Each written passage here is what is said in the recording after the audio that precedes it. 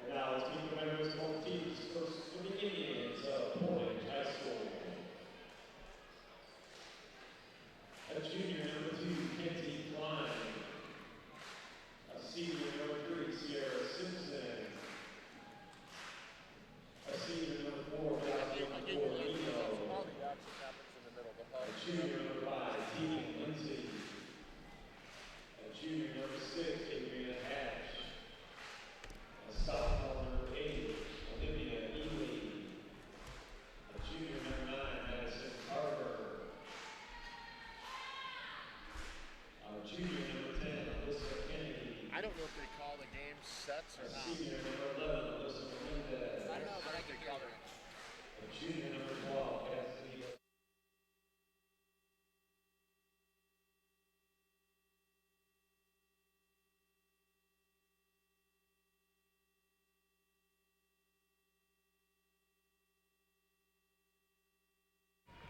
The Indians coached by Allison Bachman. And now let's meet the members for your LaPorte Slicers.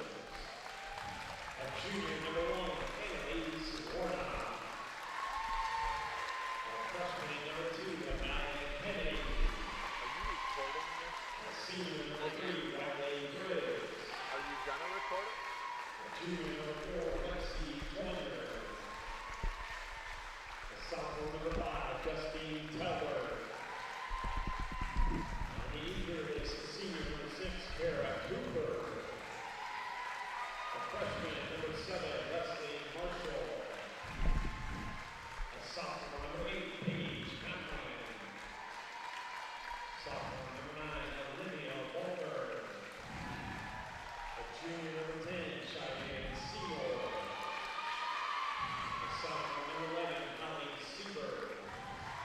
And the senior, number 12, Jillian Santana. Slicers are coached by Cassie Holmquist. Let's play volleyball.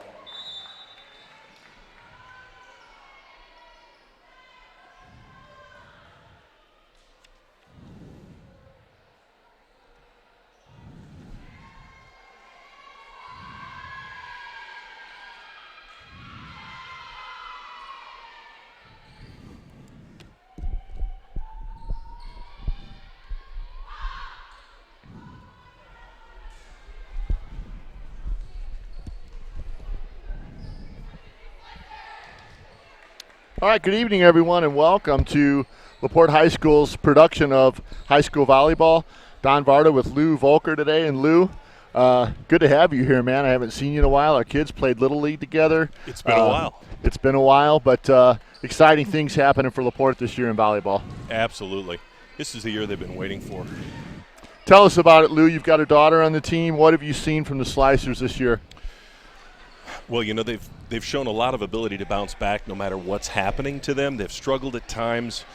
They struggled, for instance, in their first set against Crown Point on Tuesday, and yet they bounced back and have shown, or in their second set rather, they bounced back and they've shown a lot of resilience and versatility, shown, for instance, by the fact that they had to play Crown Point after losing Kara Cooper, our starting middle blocker, in warm-ups before the match started. All right, Portage is set to serve. Serving for the Indians is Jocelyn Corradino. She is on your right side of your screen. Slicers are in their orange jerseys, LaPorte in the red, and we're underway at LaPorte.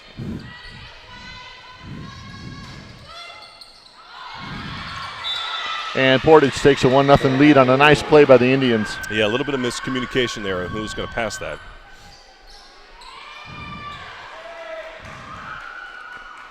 I had an opportunity this afternoon to go up and speak with Coach Holmquist, and we'll tell you a lot about that during this broadcast. Portage 1, Slicers 0.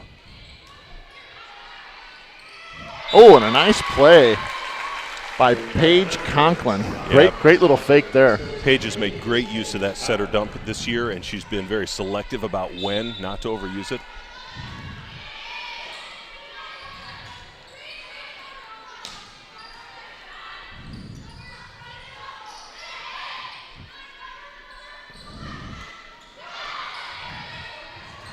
Wow, a nice block by Anaya Kennedy and then a put away by Anaya. Yeah, you can't overpass that in the middle with Anaya there. Portage will have to watch that.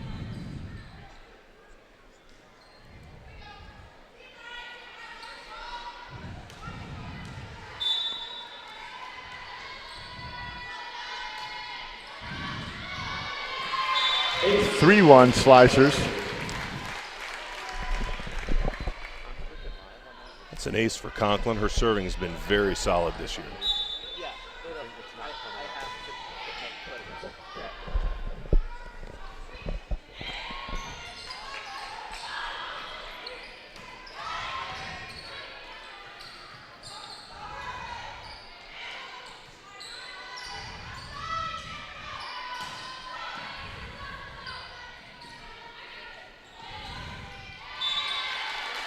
Portage Slicers.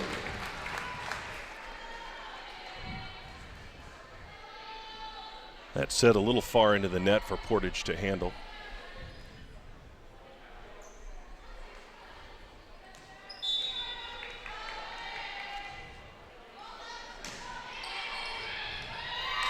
It's another ace for Conklin. Ace for Slicers.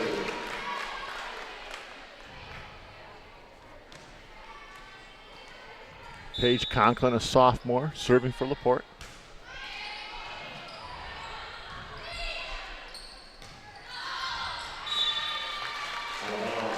Slicers jump out quickly here to a 6-1 lead. Lou, what have you seen, LaPorte? You've probably been to most of their matches all year. What have you seen with this team as they've gotten more experience and gotten better? You know, Portage was actually, this is the second time we've played them. Portage was the first, I think the first DAC match LaPorte had, and they actually struggled, went to 4. It's one of only a couple of games they've gone to 4 on, but they bounced back.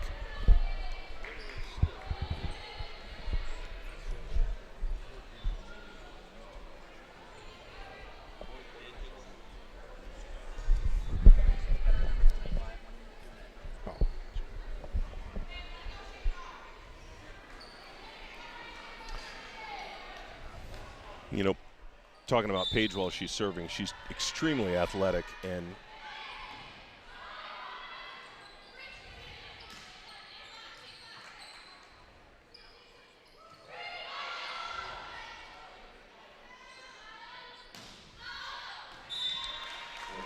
LaPorte runs what's called a 6-1 system, which means that they've got one setter on the floor. That's Paige. She sets all the way around. As we take a timeout here, I think called by Portage.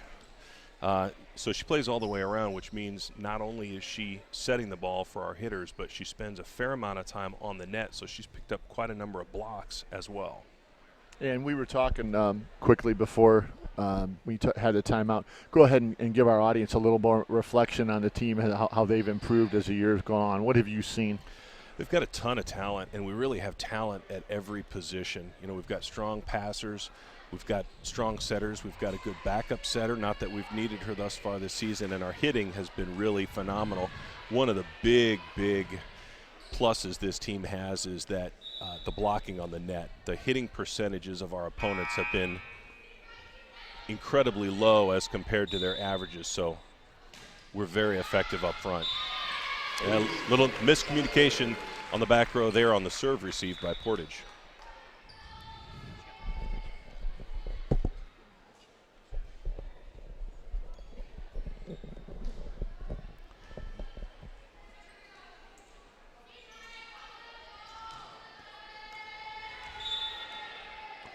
(9-1) Slicers, game 1. That's another ace for Conklin. Portage is really struggling with serve receive right now.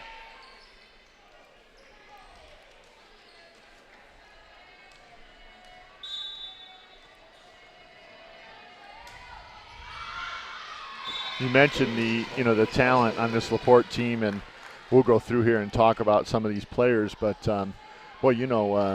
a lot of these kids going on to play college volleyball. Very impressive. Absolutely. Yeah, 2 of our 3 seniors have already committed, and which I'm sure you're planning on talking about in a little bit. But one of those tonight, Kara Cooper, unfortunately sidelined by that ankle injury prior to Crown Point. We're certainly hoping that's nothing too serious. That's another ace because of serve-receive error there by Portage. Lou, do you know when the girls' volleyball sectional starts? I can tell you that very shortly. It's in about 30 days, but I'll give you a date. Portage gets their second point on the board. 13-2 Slicers. We're in game one.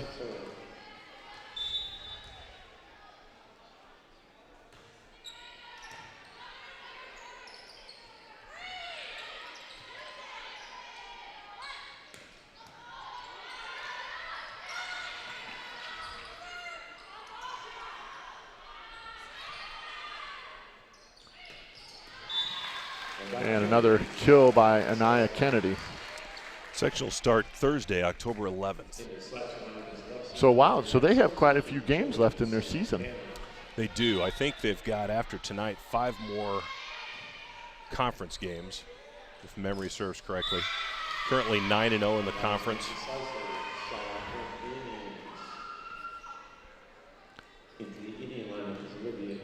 Only loss they suffered was against Munster during our invitational tournament here. So the Slicers are 18-1 on the season. And Coach talked about that loss to Munster. Were you at that game, Lou? What Yes. did you see? You know, that was a game that we could have won. We got ourselves in a hole, and it was difficult to get out of, but we struggled in the first set, and it got in our head with the serve receive against one of the Munster players who's actually committed to USC. It's a 4th point there for Portage. But she was very talented blocker on the net, very talented as well with her serve, and we struggled with that serve receive and kind of, I think, lost it psychologically before we lost it physically.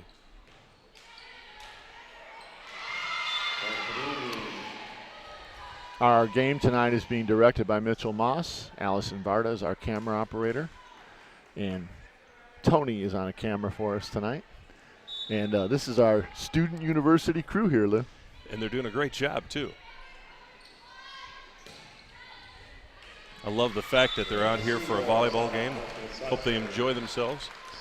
I've always enjoyed volleyball. I was around Michigan City when Marquette won all those championships, and I think they won it 6 out of 8 years. We did those games live on television. We went to Butler, Hinkle Fieldhouse in Butler. We went to Ball State, and Marquette just kept winning, so it was something that was great for LaPorte County. Absolutely.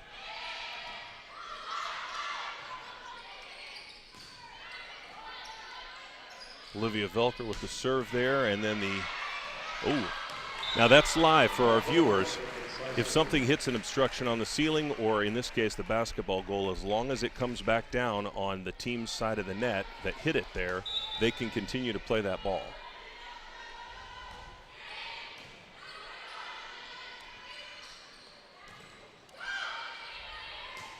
There you go. That's what I was talking about. Paige Conklin up there at the net getting it done.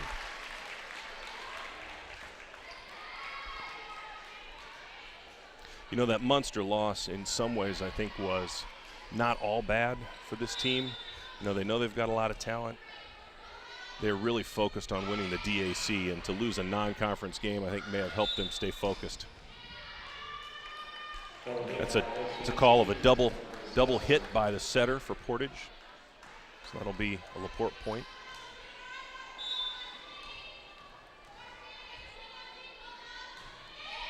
Nice serve. And that's going to be a point for LaPorte. I think we had a net violation there by Portage.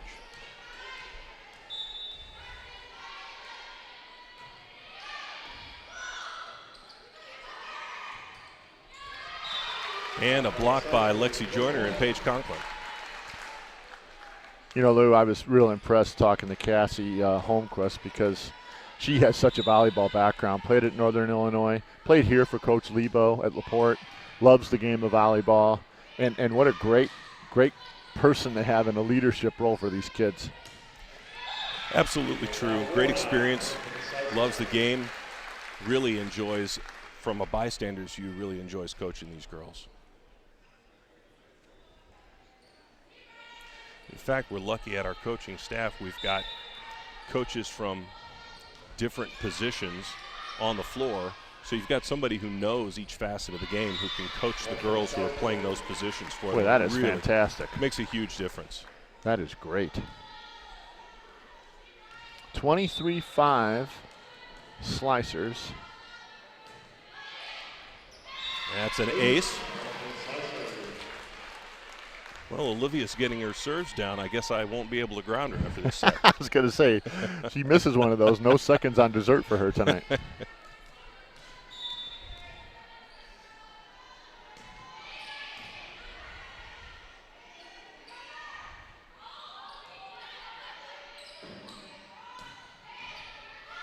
It's a back row attack there by Riley.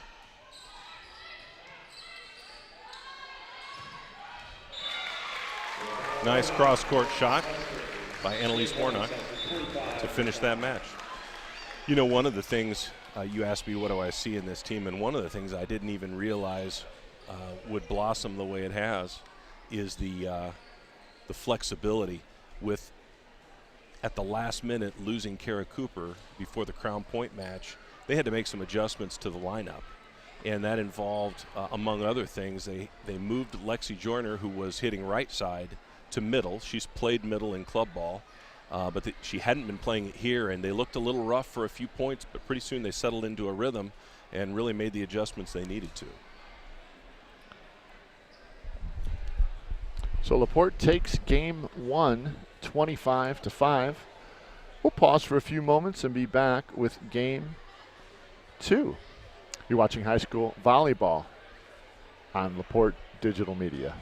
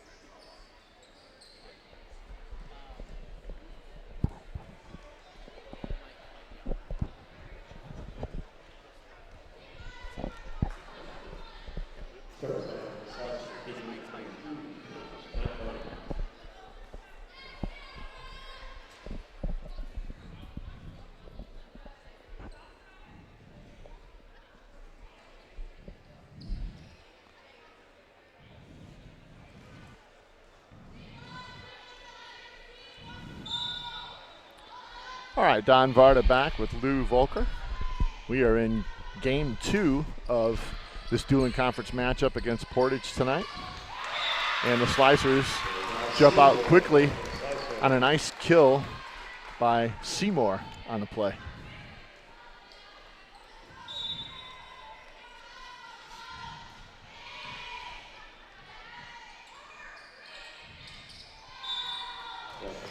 You know, you were talking, Don, about how great it is to have a coach who is so enthusiastic and knowledgeable and from the system. An interesting little piece of trivia is that in about the second match of the year, Kara Cooper set the school record for solo blocks, and the record she broke was Coach Holmquist's record from when she played here. Boy, that is neat. That is neat stuff.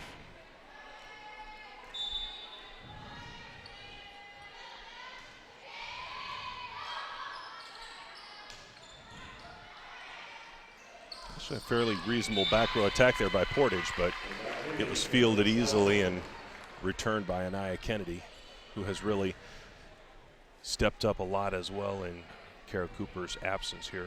Lou, what do you see when you see this LaPorte team and their sectional's not easy, their regional's not going to be easy. You know, you've got quality teams and, you know, in the sectional and in the regional, and I know you know this from being around sports a lot. There's no easy dueling conference wins either. Everything, you've got to come to work. You do. I think a big thing for sectional will be, you know, obviously the hope that Kara Kennedy will be, or that Kara Cooper will be back in full force. And then there's been a lot of interesting mix-up in those teams that are in our sectional. Crown Point is always a challenging team.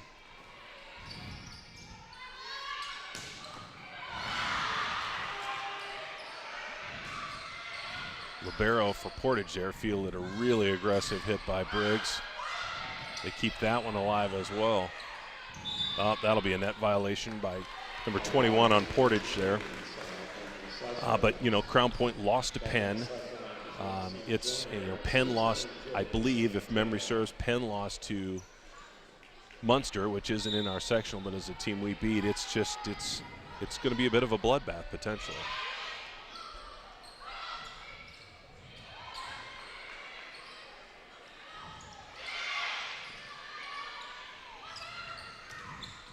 What do you see as the advantages of having a left-hander out there? Briggs on these kill attempts, left-handed, it kind of gives you power from the left side of the net. You know, what's interesting is she would typically, because you're outside, your pin hitters as they're called, would typically come from off court for the hit. A left-hander will usually hit from what's called the right side because they can get a wider field coming from that side of the court. So she's actually hitting opposite where volleyball traditionalists would expect her to hit. What she's done with it is really, as an observer, she's adapted to make really strong use coming from just at the edge of court with some pretty wicked line shots that she's able to put right down the left side because she's hitting from the left side of her body. So it's a unique look that people aren't expecting. And she's got such power to go with it that she really can put some hits down. That Boy, a nice block by her there. Very nice block. Riley Briggs. LaPorte's blocking has been very, very strong this year. It's played a very important part of their overall performance. Somewhat of a young team here. You got a couple seniors that get a lot of playing time, but you've got some youth here as well.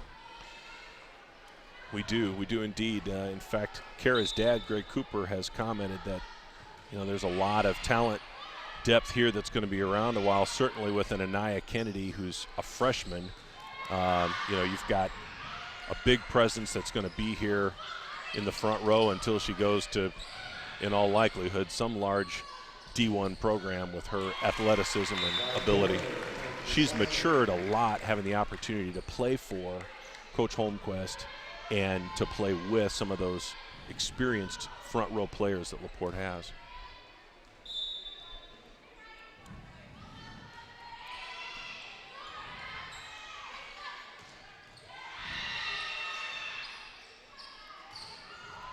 You know, one of the nice things, blocked back by Portage, stays inbounds. One of the nice things has been that LaPorte kind of has a mix of experience and youth at all positions.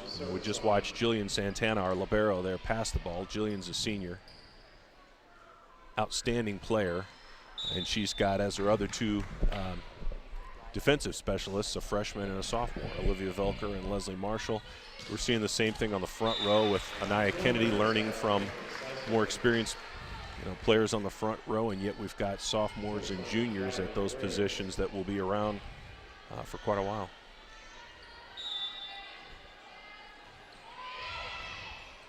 Lou, let's talk about scoring a little bit for some of our viewers and friends who haven't watched volleyball. They call this now relay scoring, where there's a point scored on every play. Yep. And the old way it wasn't, right? You had to get your serve and then win the point? Right, yeah. It's the new rally scoring system makes the game a lot faster, a lot less tedious. So the way it used to be is you only scored points when you were serving. And another component of that was the ball couldn't touch the net on the serve. It had to pass cleanly over. Now, doesn't matter if it touches. It only matters which side of the net it ends up on. And you score whether you're serving or whether you get a side out while the other team is serving. It keeps the game moving. And it, you can have matches where if teams are struggling with the serve or if they're defending well, serve may go back and forth fairly rapidly, and under the old system, nobody would score any points, which didn't make a ton of sense. It's been a much more entertaining game, and it's been this way obviously for quite a while, but it's a much more entertaining game. Leslie Marshall in now as at DS for LaPorte and serving. A little bit of a low set there for Portage, so she tried to hit that, couldn't get that contact and get it over the net.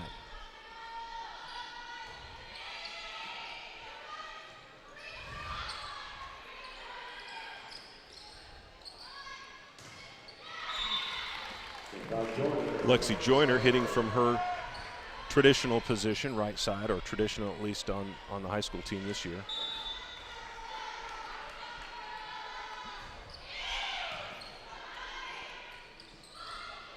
That was actually well played out of the net by Portage to keep that ball alive. There's not much you can do about a Warnock hit like that. Well, it just seems like, LaPorte has several ways they can really cause a lot of problems for their opponents. Yeah, that's absolutely true, and they've done a good job of spreading it out. And you don't get a ton of break no matter who's in what position on LaPorte's front row. Middle, left, or right, they can all put the ball down on you. Speaking of, there's Warnock with another one. Annalise Warnock, terrific job again. Slicers in total control here. Annalise, a junior, who'll be around again next year, as well as on our front row right now, Lexi Joyner, number 4, also a junior.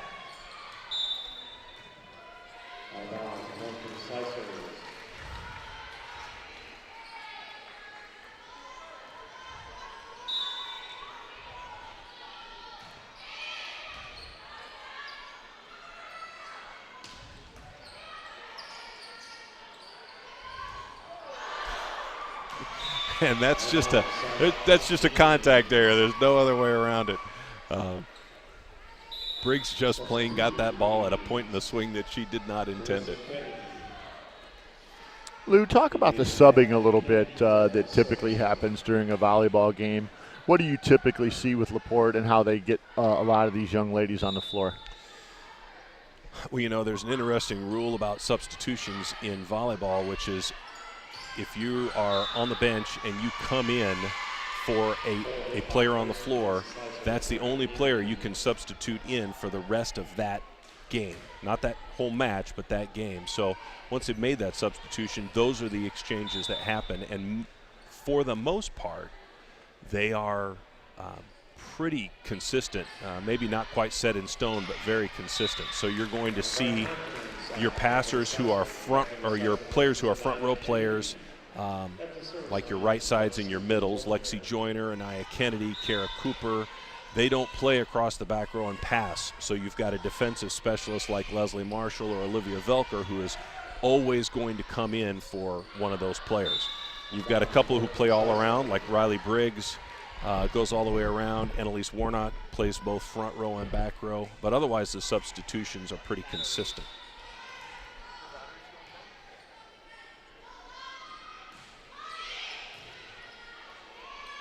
Joyner with a nice serve and nearly a block for LaPorte.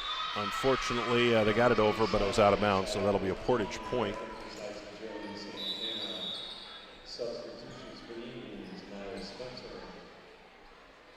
and Cassidy Wisconsin. Another interesting point, Don, about substitutions. In the event we've got some folks watching who aren't real knowledgeable about volleyball, you'll see that each team has a player playing in the back row who's wearing a different colored jersey from the rest of the team. That player is called the libero. So for LaPorte, number 12, Jillian Santana, a senior, is the libero. And then you've got a libero, obviously, number 11 for Portage as well. And that's Alyssa Melendez. She is a senior as well. The libero can come in and out. They're kind of the exception to the rule. They can come in and out. There's no limit on the number of times they come in and out as long as they are in the back row, and they can substitute for any player. You'll usually see them, as LaPorte does, substituted for their middles.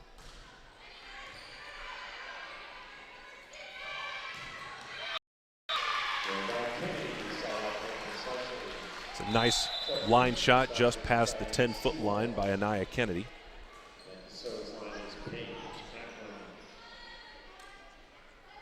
LaPorte with a 22-7 lead right now. Once again in complete control, and as a result, clearly having a lot of fun and playing a very relaxed game.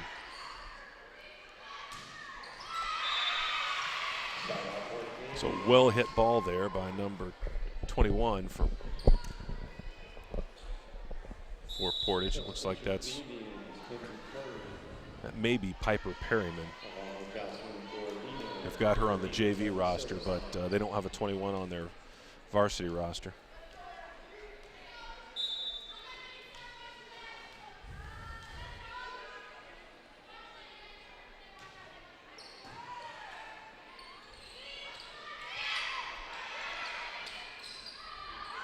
Briggs gets over to keep that ball in play, and when it's put back by Portage, they feed it up for another Kennedy kill.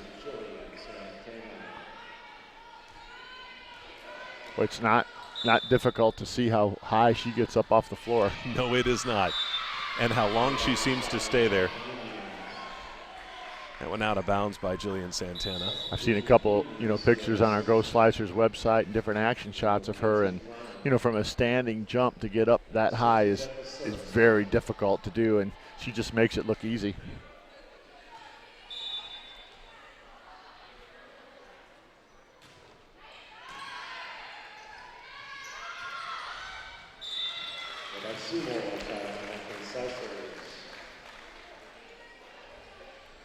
Shan Seymour's hit out of bounds off Portage. Those have been real rally points for the Slicers this year. Big hits by Kennedy out of the middle and by Cooper out of the middle have really kind of given the Slicers a kickstart of momentum when they might have been struggling. Great effort there by Jillian Santana, but they couldn't get to that ball.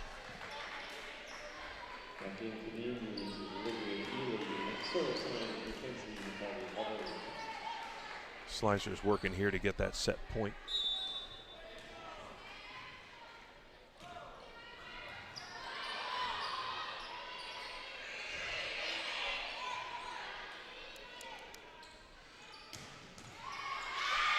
Nice shot there by the Indians.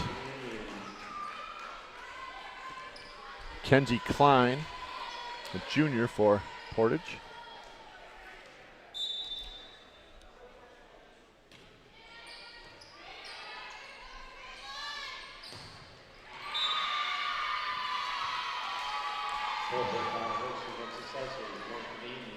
LaPorte played Portage the first time this year. Kenzie Klein and number 23, who's at the service line right now, Nia Spencer, were probably the two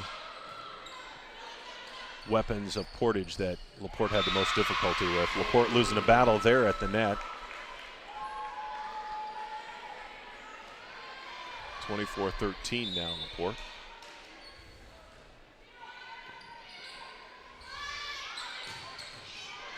And Warnock's finally had enough, so she put that away. Very nice set by Conklin. So LaPorte takes game 2, 25-13. We'll be back with game 3 right after this. You're watching high school volleyball on the Slicer Network.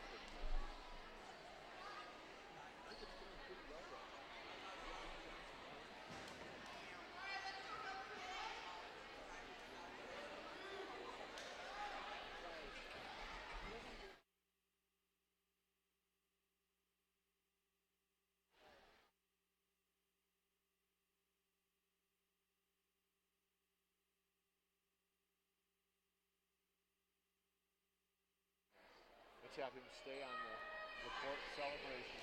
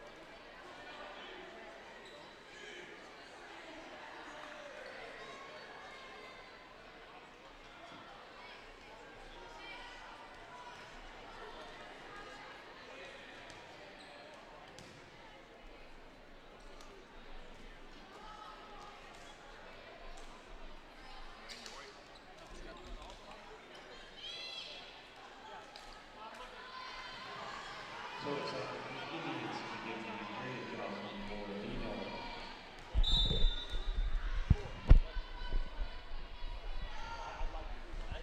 And we're back with you for the third set tonight. LaPorte Slicers versus the Portage Indians. LaPorte drawing first blood, getting the first point on the board there.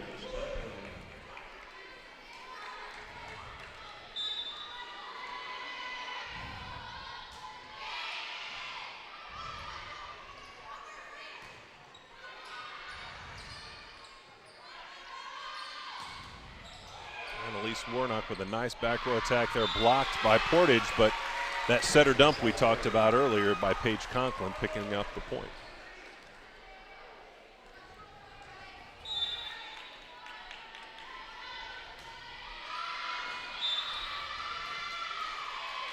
And that slides just out of bounds.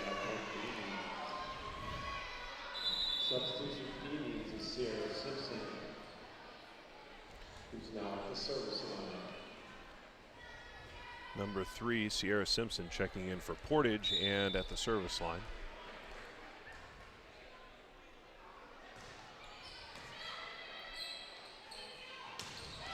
Nice serve there, but Kennedy puts that one down just inside the line. Now that substitution you just saw on LaPorte's side looked like Anaya Kennedy coming out and Lexi Joyner going in actually is a three-way substitution. They play middle, so technically the libero has switched spots with those two. Miss hit by Portage there.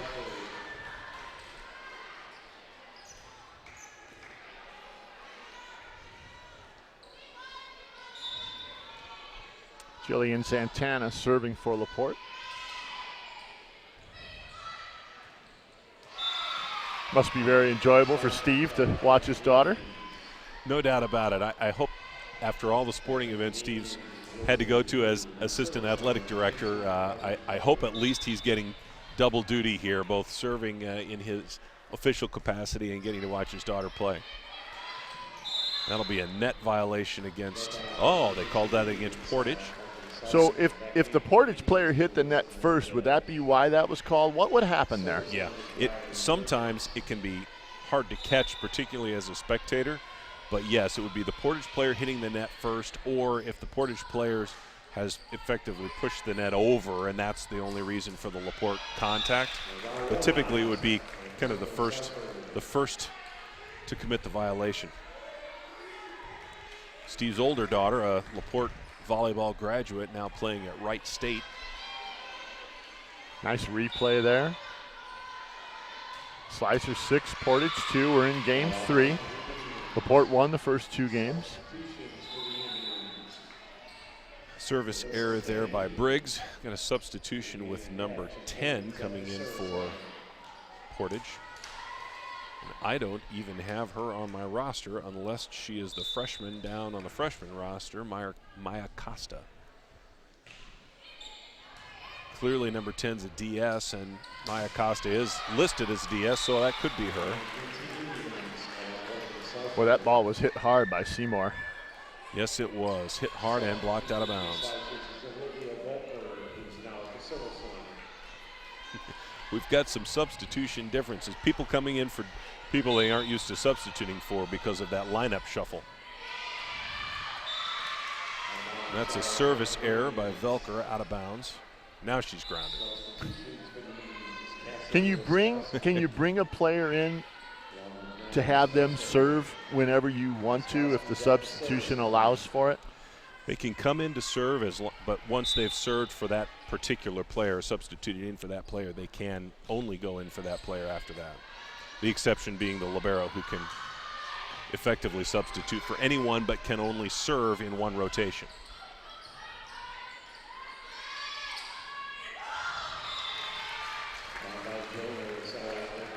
Joyner rolls that off the top of the block for the point.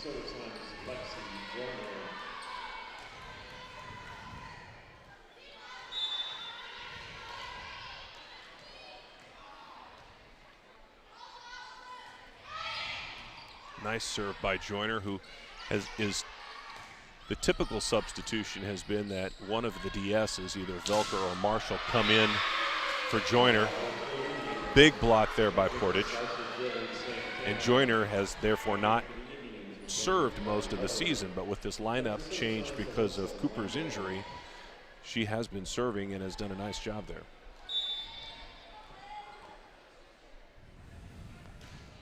Number 11, Alyssa Melendez, serving for Portage. And that was a missed pass by Portage out of bounds. Nice, good look at it on the replay. Tremendous effort by the Indians to get that ball. Madison Carver diving to the floor for Portage. You know, Portage just doesn't have the talent that LaPorte does, but you cannot fault their effort.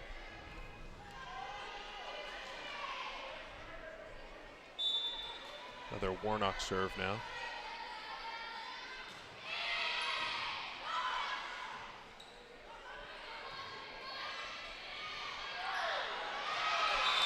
That was just a split-second mental error there by Jillian Santana. Frankly, I think she probably was thrown off by the fact that that ball wasn't coming as fast as they usually are back where she's passing the ball.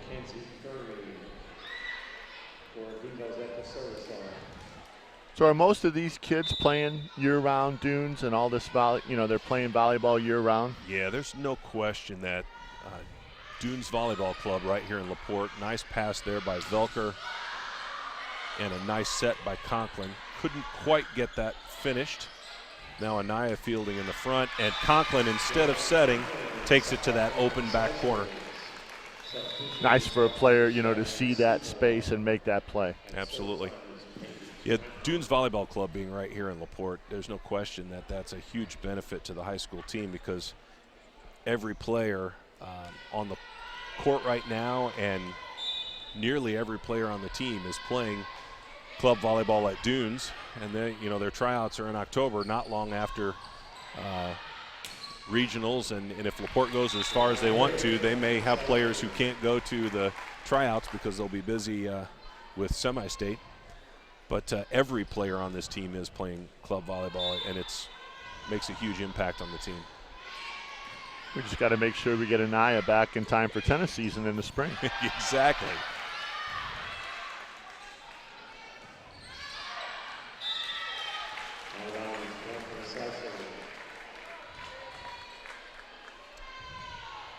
That out the back of the court, and so Conklin back at the service line.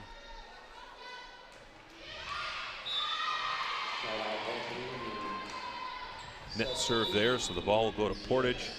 LaPorte still holding a 13-7 lead.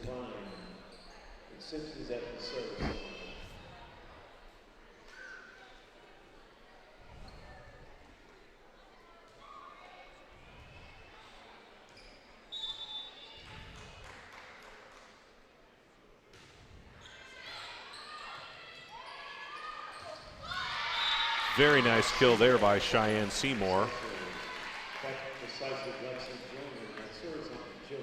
And Lexi Joyner back in the game at middle.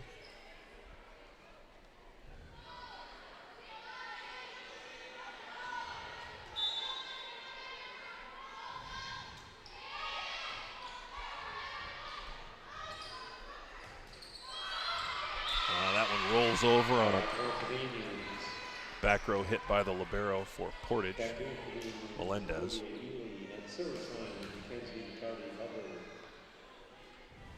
Olivia Ely, number 8, back in for Portage, and Nia Spencer serving.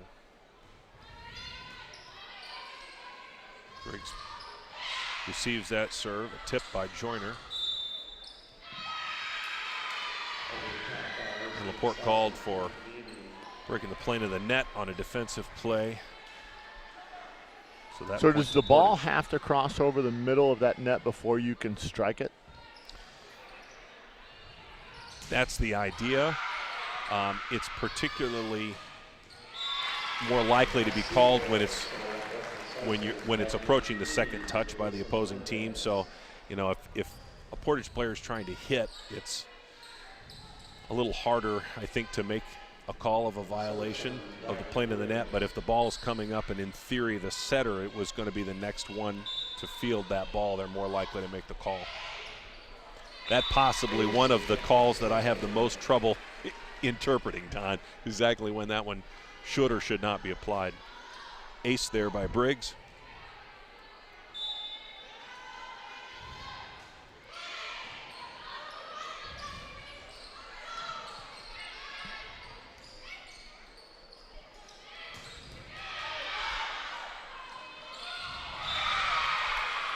Little roll shot by Kenzie Klein for Portage. Finds the floor, and this, so far, the closest match that LaPorte has played tonight, 16-10.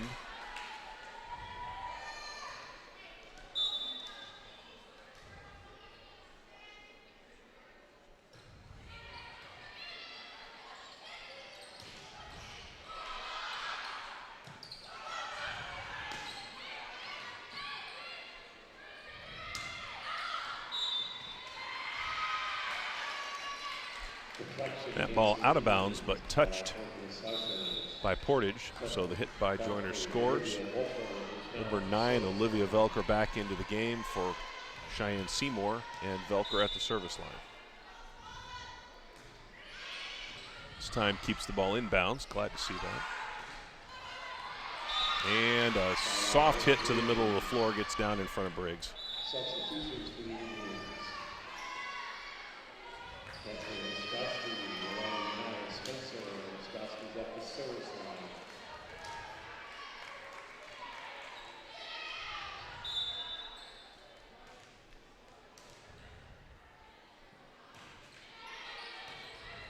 Briggs with the serve receive. And a big hit by Warnock, but they're calling that out of bounds just outside the line.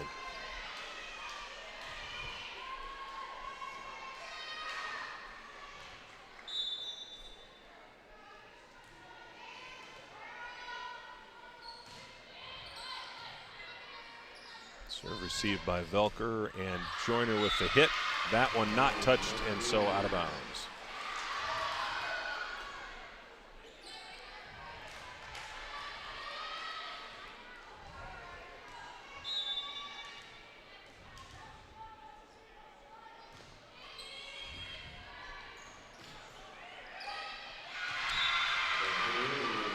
Indecision there by Velker on whether to pass that or serve receive with the hands. Results in LaPorte losing that point. Portage serves out of bounds, 17-14.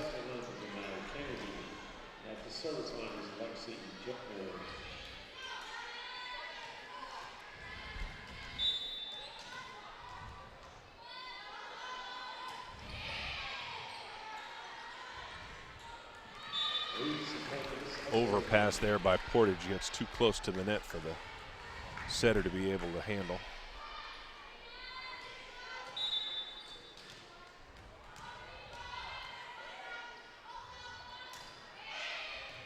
Joyner with another nice serve.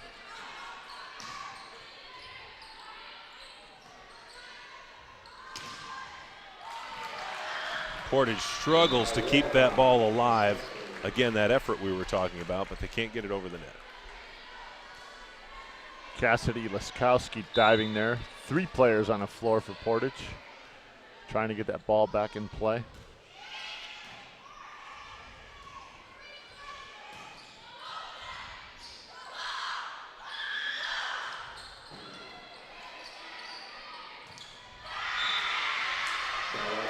Conklin goes for that hit at the last minute rather than the set, but probably was body turned a little bit too much the wrong way and couldn't get pivoted in time to get good contact.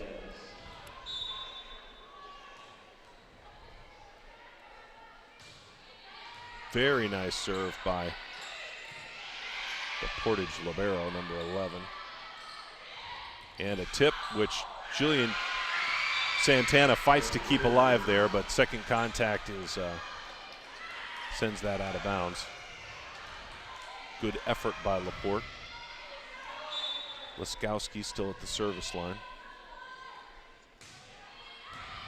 Good serve receive there by LaPorte that time, and it pays off in a nice pass and a nice swing.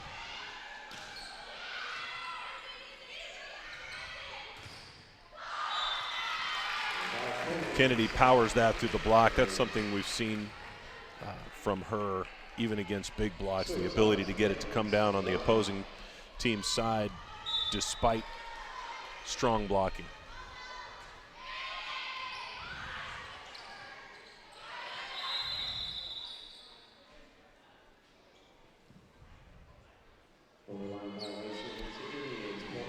Calling Portage for being over the line on the floor. That being a safety rule.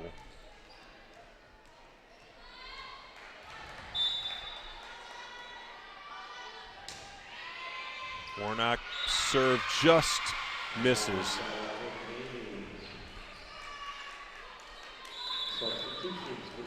It's 22-17 LaPorte. We've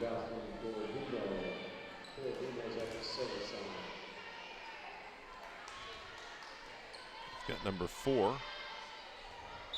Jocelyn Corradino at the service line for Portage.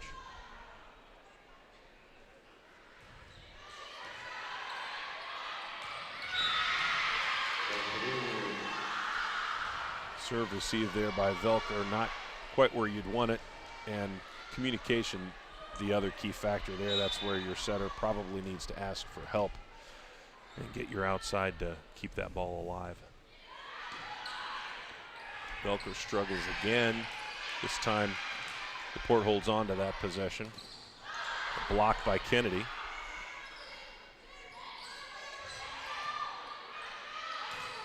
Back row attack by Annalise Warnock.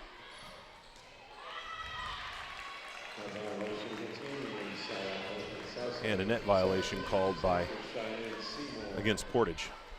So 23-18.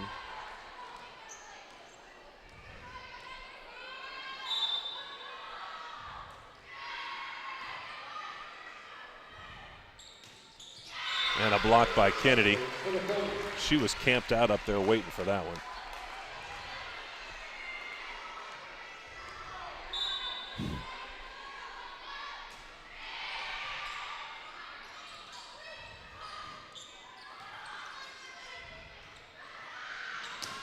Briggs with the kill for last point of the set and the match. What's the next event being televised? Well, I'll tell you, I know for sure it'll be the homecoming football game a week from tomorrow.